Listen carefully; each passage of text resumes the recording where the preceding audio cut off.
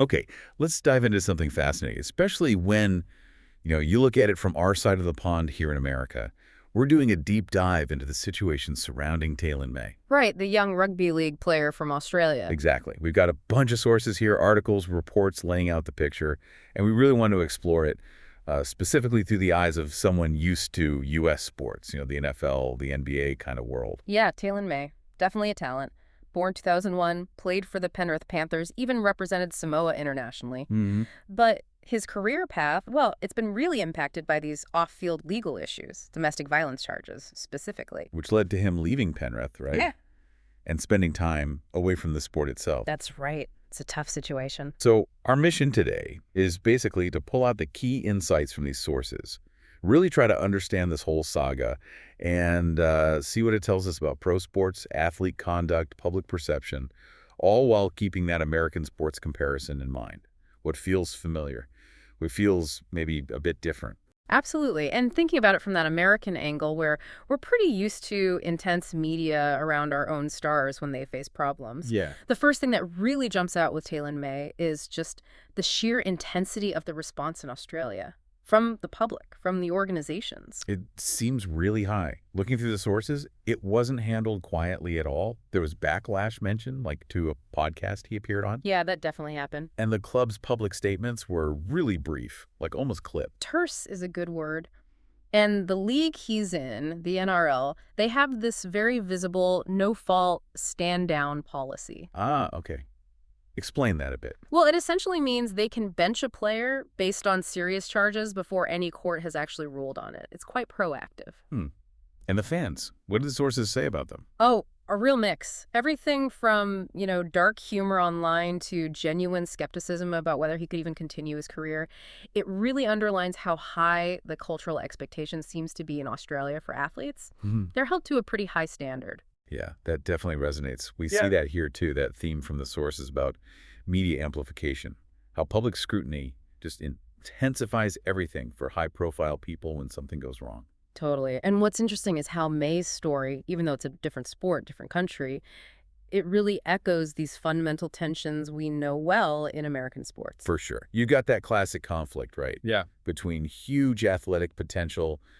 I mean, the guy scored 17 tries in 30 games, played in a World Cup for Samoa, Impressive numbers. and then the personal conduct challenges off the field. Yeah. It's a narrative we see again and again here. And it makes you look at the role of the teams. How do they balance supporting a player through personal struggles versus, well, protecting their own image and reputation? Yeah, the sources mention his background, a tough upbringing, as part of the context. It's never simple, is it? Never. And comparing the NRL's handling to maybe how U.S. leagues might approach it, the sources suggest the NRL was extremely cautious, pulling him from activities, deleting media. It seems very PR-driven, focused on managing the fallout before the legal process plays out. Which, sounds somewhat familiar. It sort of echoes things like the NFL's personal conduct policy, where players can be suspended while legal stuff is ongoing. Exactly. It's a common playbook when high-profile athletes face intense scrutiny, doesn't matter if it's rugby league or football. And ultimately, the sources kind of hammer home how these incidents can damage public trust.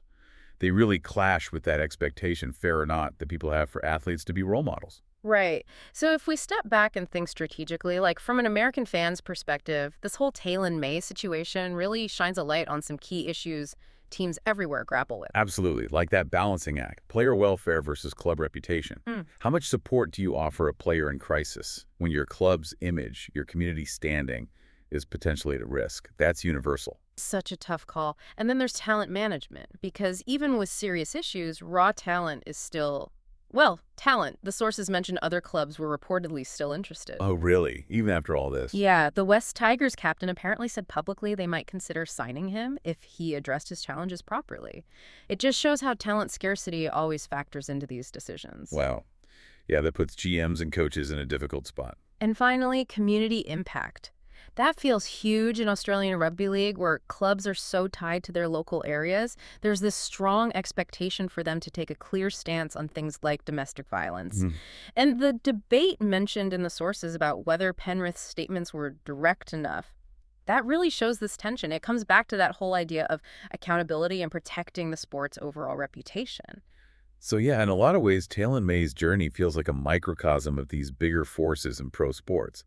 You've got talent, adversity, intense public scrutiny, and organizations trying to figure out their responsibilities. For someone watching from the US, like you said, the core struggle feels familiar. But the specifics, the sheer intensity of the reaction, the rugby league culture that gives it a unique Australian flavor. So, regardless of what happens next for Taylan May, whether he plays again or not, his case will definitely keep shaping conversations over there about athlete conduct, team responsibility, all of that. And it leaves us, and maybe you listening, with this thought. When a legal issue involving an athlete finally wraps up, what does a situation like this tell us about the lasting effect on how the public sees them and on their actual professional chances? Something to think about long after the headlines fade.